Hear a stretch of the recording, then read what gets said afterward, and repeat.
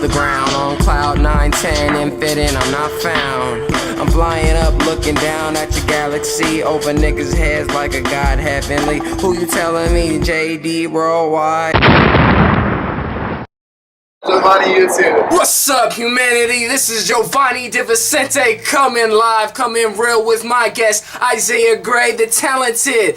He's been in shows. You might see him in the background. You might see him on the blogs. He has his own blog. He's an entrepreneur, upcoming. You know what it is. It's Isaiah Gray. Say what's up. What's up, man? It's Isaiah Gray. Yeah. In here with Joe Vicente. It's Giovanni DeVicente, JD Worldwide. It's all right. It's your first time. Okay. Well, let's get it started, man. It's nice to be on your podcast. Thank you. This is my first one, so it's going to be pretty exciting. Yep. You're my first live Skype guest. So that's something cool. That's some progress. We making moves out here. You know what I'm saying? Yeah, that's pretty dope. So how did you get started in blogging? Well, I got started. My neighbor, actually, growing up as a little kid, he usually always talked about domain names. He always talked about the internet emerging and being this new powerful thing, because in the 90s, a lot of guys were actually making a lot of money on the web. And then after that, it just took off for me. I just took in everything. I started learning how to do the hosting. This was before YouTube and everything was even blowing up. So I just made sure I got some unique names like celebritytakeout.com, answerfree.com, and much more. I'm really working on the virtual reality side of choosing domain names to just basically go with the flow of the universe, because that's what's going to be hidden in the future. So are you doing real estate right now, or you mentioned real estate? What's up with that? Yeah, I'm doing real estate right now, and I'm trying to get my feet wet in there. I actually learned that you don't need your real estate license to actually go into that field.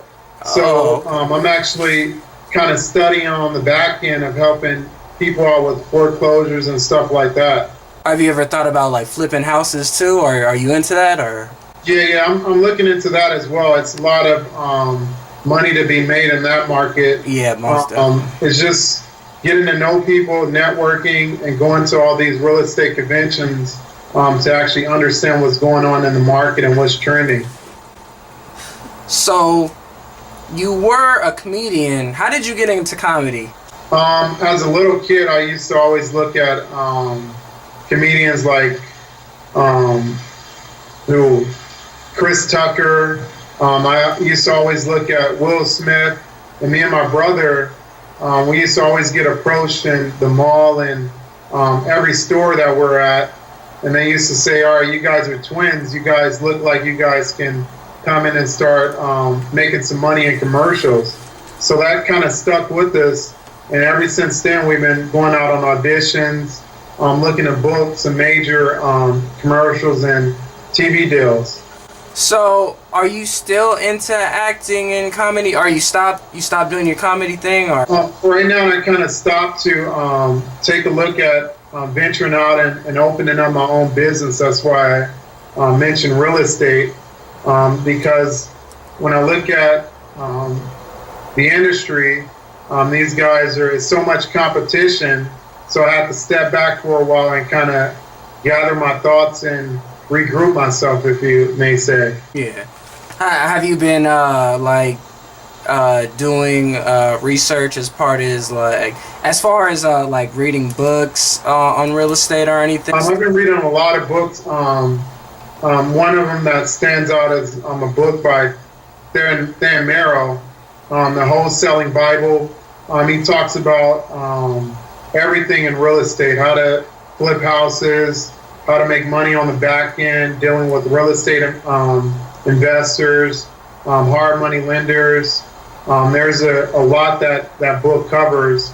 And if any of the listeners want to get into real estate, I would highly recommend that they go and check out the Wholesale Bible by Dan Merrill. So, okay, at what point did you decide to make that move? Like, I want to get into real estate. I want to make these moves and make a lot of money in this field. What happened with that mindset? Well, I met my girlfriend, which is now my wife. Congratulations. Yeah, thanks a lot. She was really interested in real estate. And I said, you know what, let me focus on something that we can do together that can make our relationship kind of flourish a little bit. So I think she was the turning point in that to actually get me into that market. So, as far as real estate, are you looking into out of state real estate, or are you just focusing on California? I wanted to stick to California right now to get my feet wet over here. Okay. Because if I go out, I have to understand the laws and policies of other states.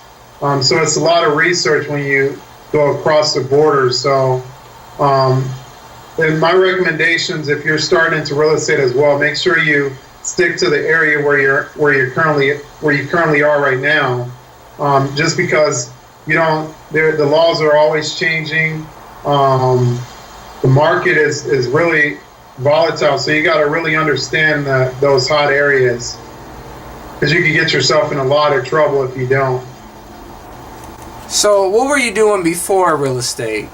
Before real estate, I was doing security, man. That was the thing to do for everybody. Yeah. And since we're on that topic, I noticed a lot of African Americans actually going out, and that's actually the only thing that they're looking to get into. So, yeah, man, just looking at the security business is not. I feel that it's not the way to go for a lot of African Americans. I see a lot of guys going into that. They're fresh out of high school or they're fresh out of college, and I want to make sure I tell people that they don't need to go into that field. Yeah, don't get shot, nigga. Don't get shot. Yeah, that's it. That's another thing with that Vegas incident. Oh, shit. That's crazy doing security in times like this as well. Yeah.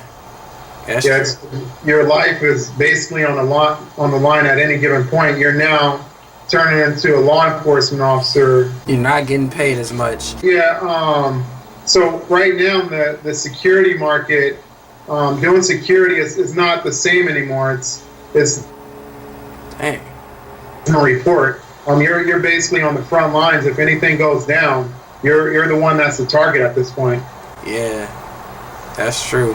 Yeah, that's how we met. We met through Trayvon, and I went to Sony like not too long, after we met. Yeah. I met you and your brother around that time, and yeah, how'd you feel about Sony? How you feel about Sony now?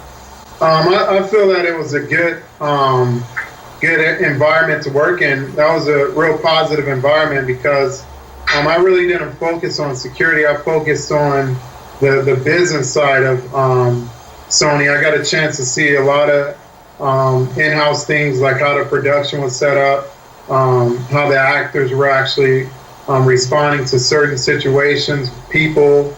It was a good environment, how high executives were carrying themselves. So I kind of grabbed onto that, and actually I can use it in my everyday life now. So, what was your favorite thing about Sony, or favorite moment? Do you have a favorite moment, or do you have anything, what was your favorite? Can you pin down something that you really liked about Sony besides the environment? The thing that I really liked was just the name and the brand. It was just, I think it was amazing how how it was up there. I don't know anything else. And every time when I used to get off work, me and my wife, we would go in and watch movies. So that was the focal point of Sony. I got a chance to spend time with her every single day after work. So that was pretty interesting having that time to do that. What do you think, because you've been in pretty much the film field and everything, or where do you think movies are going, or acting, or all that? I think things are gonna really evolved from this point, because if you look at film and you look at how it is back in the day, everybody's able to go and film on their smartphone. They can shoot a film just basically from any perspective. They now have the DSLR cameras. Yeah. People can set up their own production just in a matter of minutes, and they can look like they had about a $50,000 budget or $500,000. I think film is really going to go to the point where it's going to go virtual, like I said, where they're going to have the movies with the goggles. The technology is going to be insane from this point. If you look back 10 years from now, you're going to say Isaiah was right. This thing is all virtual. It's expanding because, there's going to be a lot more opportunities as well for up-and-coming actors and musicians. And this right now is basically the time to do film. Yeah. You're actually a director, too. I remember you directed Trayvon's video, and you directed somebody named Rocky Washington. Tell us about that. I think Rocky Washington's video was the first one. Me and my brother, we decided to look at artists that was around us, and Boris actually assisted on that project as well. He was one of the main ones going out. Boris Reed. He went to Rocky and he said, you know what? I heard that you do music. Let's get together. Let's shoot a music video, which was the first one. If people want to check it out, they could go onto YouTube, and that video was kind of the focal point of us really bonding and directing projects. That music video was called Forever. It's on YouTube right now on Rocky Washington's page. And then after that, we did a video called Bum Flow by Rocky Washington, and then Trayvon's music video. It was one of Trayvon's one of his songs. I forgot the name of it. Flowetry. You remember that name of it, Trayvon? I mean, yeah. It's Flowetry. It was Flowetry. Oh, Flowetry. Yeah. That one was really cool because we shot that one in Baldwin Hills. And that one just came out really good. It was basically where he was basically meditating and things were actually coming to life, and that one really was moving because whoever created that beat, I forgot the name of the producer for that one, but that beat really stood out. Rocky Washington, we shot his video downtown LA, and I think that one we can probably revisit with those artists and Trayvon, and I'm pretty sure we can possibly get some more good projects from them. Yeah. Trayvon's music video is actually on YouTube as well. Yep, check that out. Flowetry on YouTube. Trey Changa. Yeah, Trey Changa, that one. Man, he's a really good artist. I hope he's still doing music. Yeah, most definitely. Yeah, like, are you still directing? Are you still? Yeah, right now I kind of put that on the side a little bit, but that's really going to stay close to my heart because as a little kid, that was a passion that I had. Me and my brother, we wanted to stick to acting, directing, and writing, and that's still going to stick close to me and my brother. Yeah, how's your brother doing too? He's good right now. He's still in Los Angeles. He's working. I'm trying to get him to possibly stick to the film side. I wanted him to go actually to All Def Digital, that group where they can help him out on some projects and he can just get his feet wet a little bit with that digital company. Oh, okay. What was it? What was the digital company name? That's All Def Digital. That's one of Russell Simmons' brands. Oh, okay. He takes a lot of young kids from the community, and I think he's doing a good job with that, teaching them how to direct, how to write, how to do their own projects and not worry about the industry coming out and giving them some work. So that's a good thing that they're doing over there too. Yeah, most definitely. That's some positive things, man, for real. Yeah, we need more directors. We need more black films. Like, there needs to be. I want to see more black people in general, like in films, and because it's just. Yeah, I think it should be more diverse, where African Americans are getting a shot, and the Latin community as well, because I rarely see those guys in the films, because if you look at African Americans, you only see them in the prison scenes where there's like 1,000 of those guys in there. That's you look at the Latin community inside of films, and you only see those guys playing cholo characters.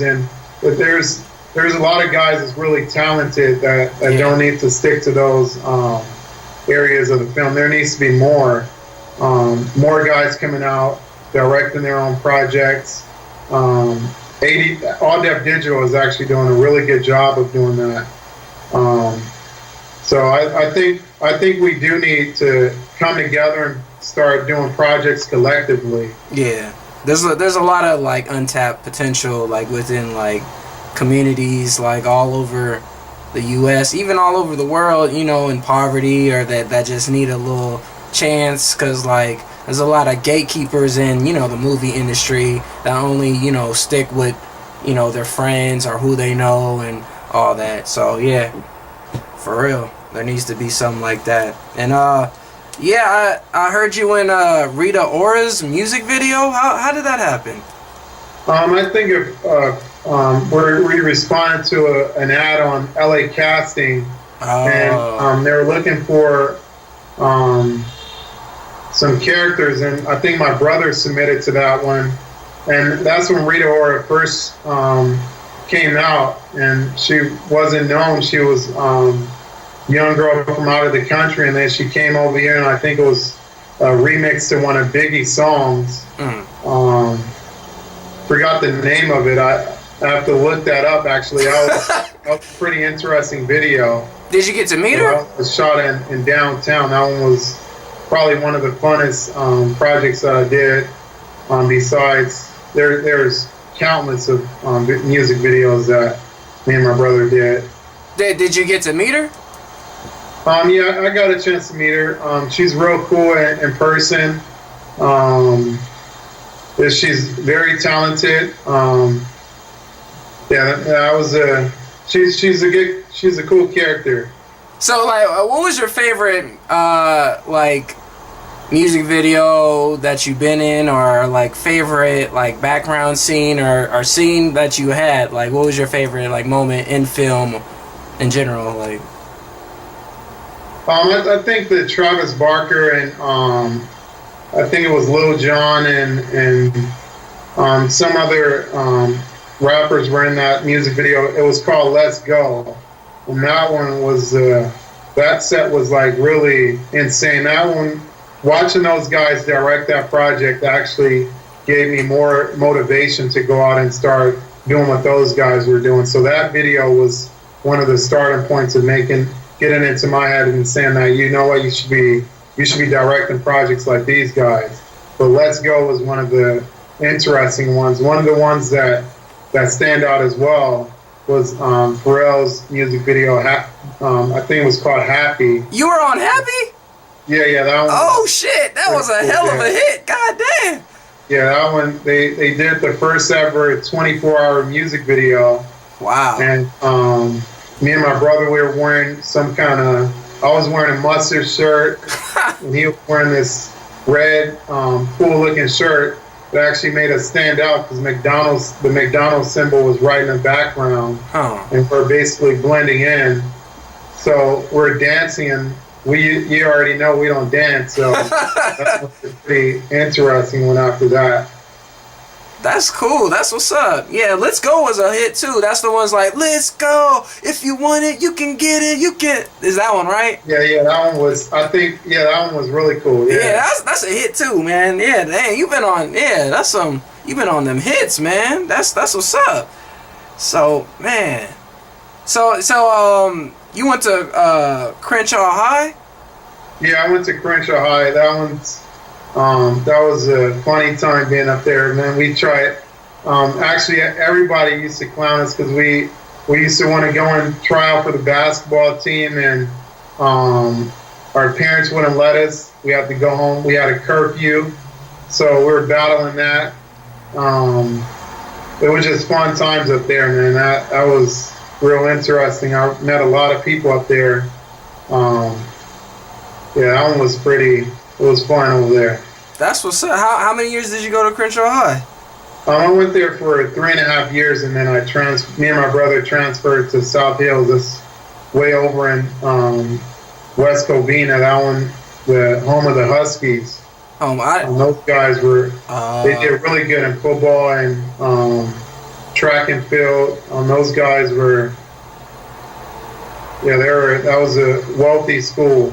Oh, yeah. Yeah. Yeah, West Covina is like east of LA, right? Or yeah, that's east of LA. Okay, yeah. A little further out there.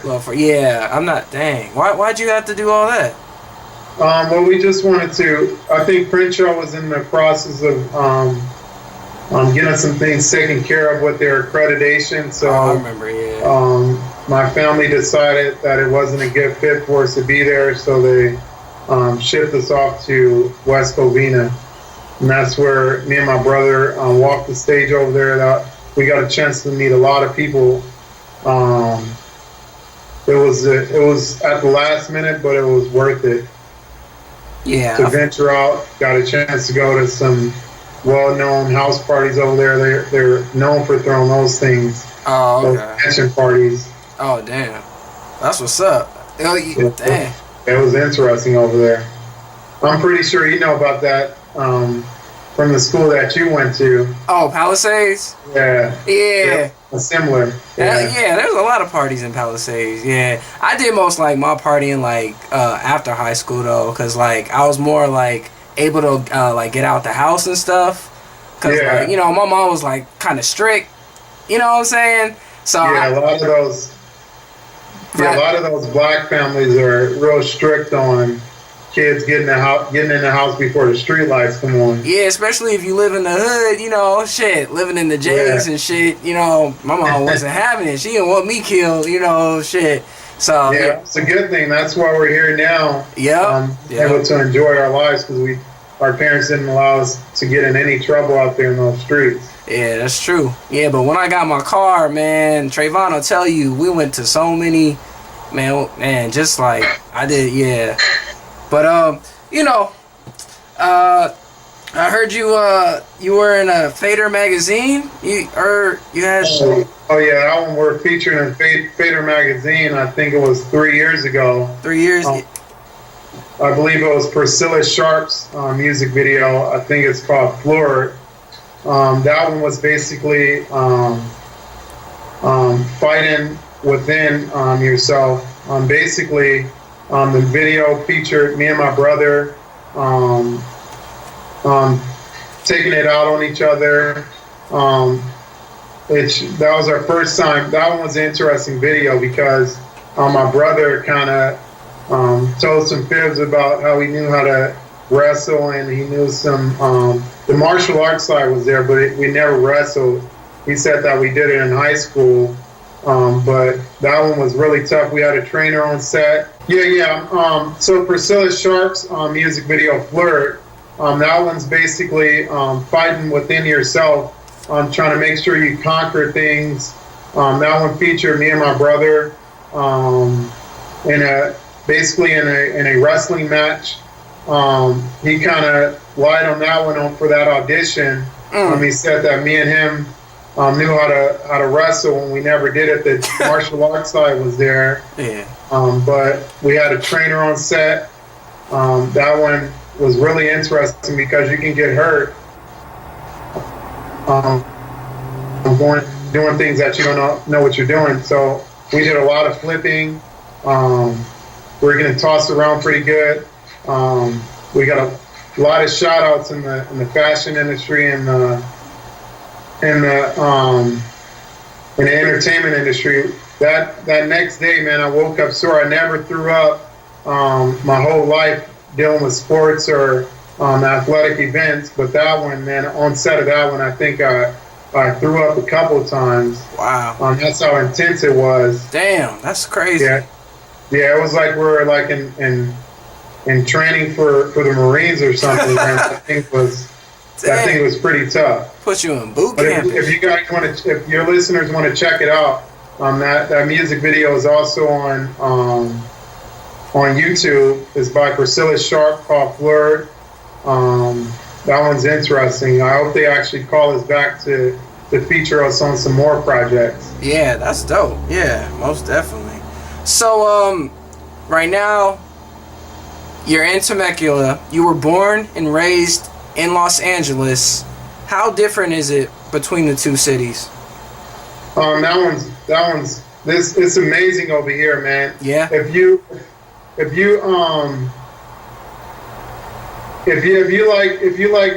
like to go out and party and late at night and just do things, Temecula is not the place to go.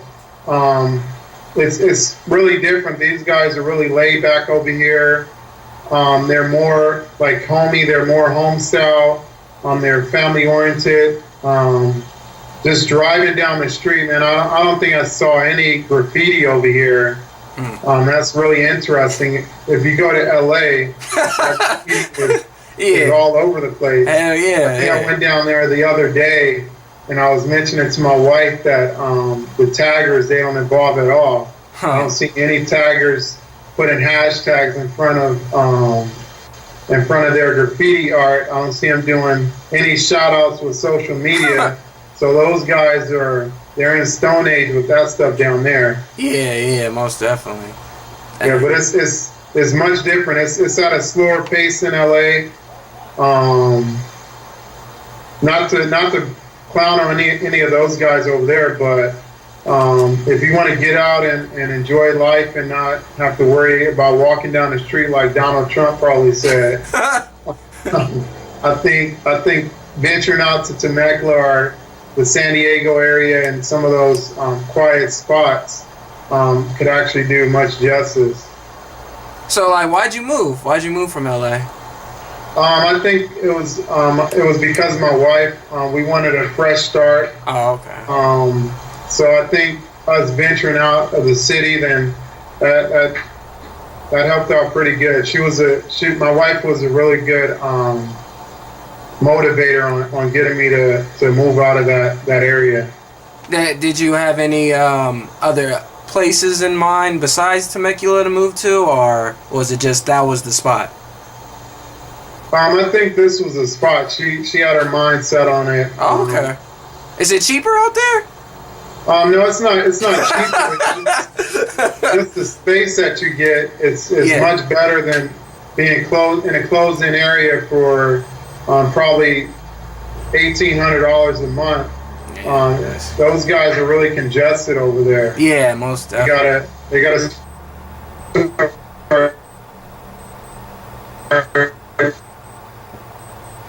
Damn, it is lagging again. I think it's the connection.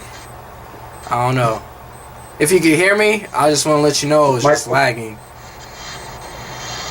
Oh, I think us moving, probably twirling around in the chairs are kind of causing that lag, possibly. Okay, I don't even know. Yeah, but yeah, Temecula. You know what? I've heard about Temecula. It's not, cause I used to go to San Diego. Drive up there, and I know it's nice out there. I like the environment. The Mexican food is bomb down there. I know that for sure. I went there last year as well for a wedding. Yes, it's nice out there. I fucks with San Diego. Yeah, they got the school system is really good over here too. Oh, it is? Okay, that's good. Yeah, that's one of the main reasons too. That the school systems are they do pretty well. So like, what kind of schools are good? Are you thinking about having kids there? Are you settling down? Or you mentioned schools. So they're good elementary, high school, college, university. Yeah, the school system over here is just is much better. My wife, she has 2 kids, so they're in elementary now. So we got to focus on their education. So that's really important to our family at this point, is the school systems. So, do you have any kids? Are you gonna have kids? What's going on in the, in the family? Family jewels, man. Well, we got 2 now, so hopefully in the future, we can think about possibly having maybe 1 or 2, and then we'll go from there. That'll be sometime in the future. I heard that kids are expensive, man. My little girl, she already asking for this, that, and the third. So she likes this show called Dr. McStuffins, and kids are expensive, but they are a blessing. So yeah, that's true. So let's get into current events. You mentioned Las Vegas shooting on a somber note. Rest in peace to the victims. I think there was 58 so far. It's a very tragic thing. The news media is just all over this shooting. It's a sad day in America. What are your opinions on that? Yeah, it's really sad. We have to take a moment and really look at that situation and take a moment of silence for those families that lost their loved ones over in Vegas. That's really tragic. My thoughts on that situation, I probably shouldn't get into the conspiracy side of... Hey, this is a conspiracy. That Vegas... Hey, get into it. Let's get into... My thing with conspiracies is just... I feel like if you believe in conspiracies, you're just a critical thinker. You're just open-minded. And, because in this reality, you can't just be given the facts, because... The thing is, with facts, they can be altered and they can be disguised, and people are distracted nowadays, so you never know, there's fake news going around. You never know what's at the bottom of something. And all these corporate mainstream media, they only have the interest of the corporation and what they want to promote. So, the thing about that is I welcome conspiracies and just critical thinkers. So yeah, Brent, what you think, man? Yeah, man, I think first off, I think there are more than one shooter over there. I don't think that one 64-year-old guy, or however old he is, I don't think he can do something like that by itself. I think first off, if you look at how tragic that event was, if he really wanted to go after somebody and go down into the history books, he would have possibly looked at maybe the light of the show down there, and actually maybe taking a shot at that guy, the main performer, but it didn't happen that way. So I think there's a lot of missing pieces that are in that story. I think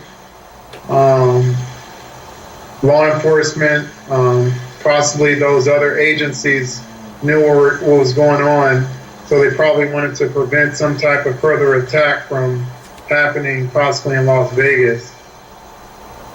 You know what? I agree. It could be a false flag. I don't know. We need more information, and they haven't shared or disclosed all the information.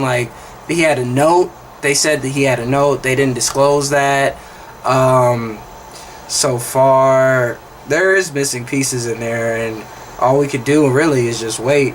And I noticed, though, they're trying to bring in more security.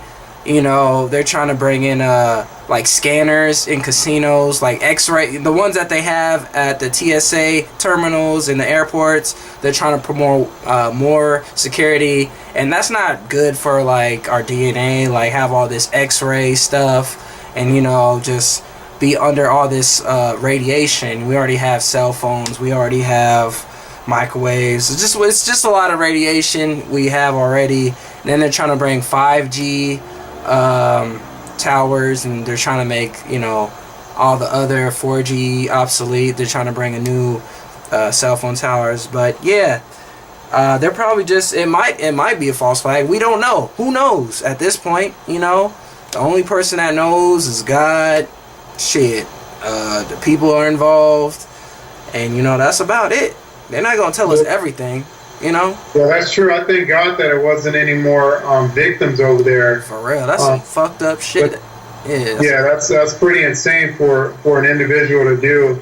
My thoughts when I first heard about that situation, I looked at his parents, and I thought to myself that if the parents are on the top 10 most wanted list, I'm pretty sure those kids are being watched pretty good. Yeah, that's true.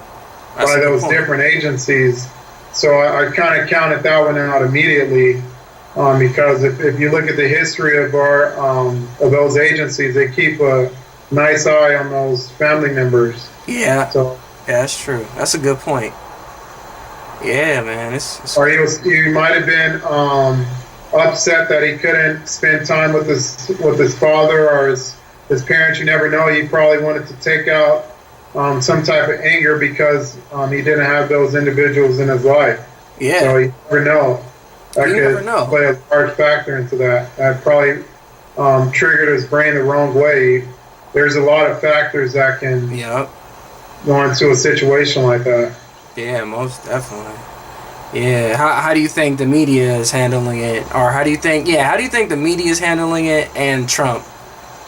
With this incident, I think the media should really stay quiet until they actually gather up information. These guys are looks like they're trying to get views. Yeah, that's true. Yeah. To keep that revenue generating, but in a situation like this, I think they should really keep quiet. And let those government agencies actually take care of their business over there. They're really hyping it up to another level. I think when we have situations like that, no one should speak about it. Those individuals that actually did the crime, they shouldn't be spoke of. Yeah, that's true. It's basically giving them the most. They're in the spotlight, so it creates a copycat. It glorifies the killer, so it makes people be like, "Oh, I want sick, fucking, crazy ass people, deranged." Like, "Oh, he's glorified because he did this. I'm gonna beat his record." Yeah, that And as soon as that happened, like people, the media just flocked to this, and they just really spent too much time glorifying this guy, and they just kind of put out their own like fucking political positions, like, oh, he shot one person got fired by saying, oh, he shot right wingers or like Trump supporters or something, and like people are saying, oh, they need to ban guns, and it's not an opportunity to promote your agenda. This is a time to really just honor the dead and be respectful of the victims. This is not a time for people or the media. It's not a time for the media to just hop on and try to get clicks and, oh, this guy, that guy. And that's true. That's a really sad thing, you know. There's a lot of guys that's now going out showing the videos of the clips. They're now putting their own ad campaigns in the middle of those videos. Yeah. They're doing a lot of promotional things with inside of this horrible incident. I believe that was a CBS exec that came in and made those comments that were very inappropriate at a time like this. But these guys should really keep quiet. They shouldn't talk about the incident. The family members should really be kept quiet. They should be on a low radar. Those guys shouldn't be getting any type of media exposure. No. They really need to take a look at that instead of actually wanting to get views and generate revenue. They should take a look at those situations and really they can prevent future incidents like this. Yeah, and the way the media works, I feel like people are not even gonna pay attention to this in a month. Some news gonna happen. Just look at Puerto Rico. They still fucked up. People still need help. This shit ain't no joke. People dying over there. I'm sure there's more. And then like the thing with Trump, he tried to play it off like, you see where he was at the conference in Puerto Rico? Yeah, throwing those newspapers, man. It was paper towels, but he was throwing like it was a game show. Paper towels. That's like, upsetting seeing that. What the fuck, my nigga? This is our president. This is crazy. Like, and he was talking shit too, like about the death count. He said it was like only 11. Like, this is not a big. He tried to brush it off and shit. They might not even report all the deaths. You don't even know. Like, there could be more. Like, it's just a lot of fucked up shit is happening in the world. People need to be aware.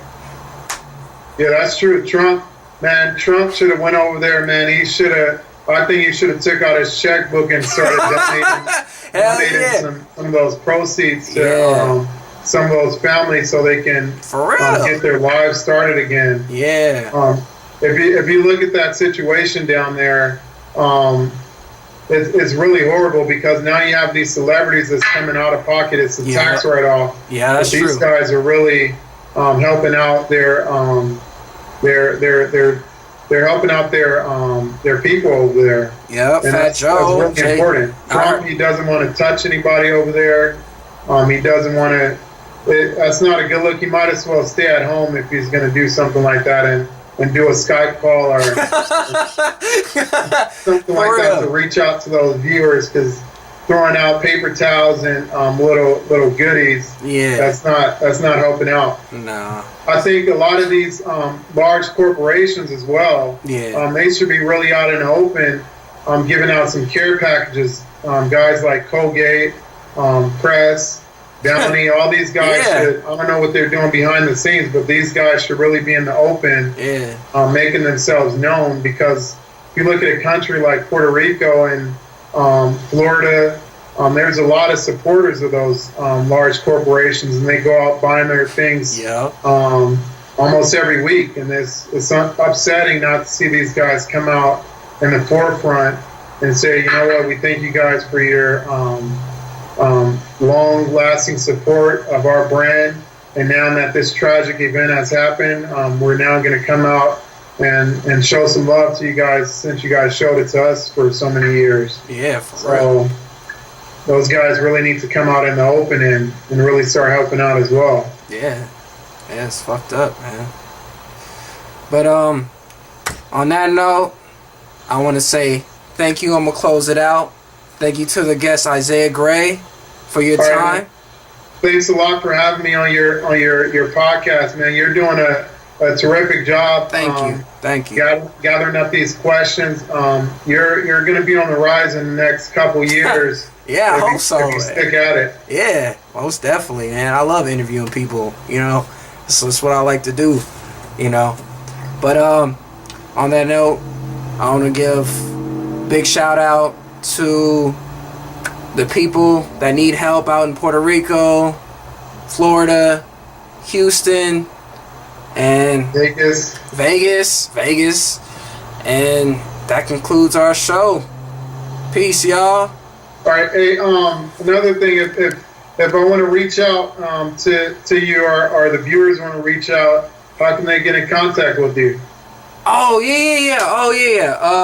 Go on YouTube, youtube.com/Jovanny, my name, JOVONNY.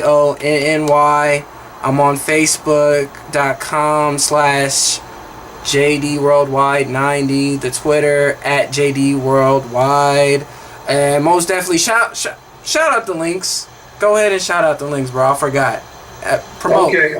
Promote. Shout out a couple minds. If you're interested in real estate, you can contact me if you want to sell your home, or if you're in foreclosure or pre-foreclosure. I can help out with that. So just contact me at info@answerfree.com. That's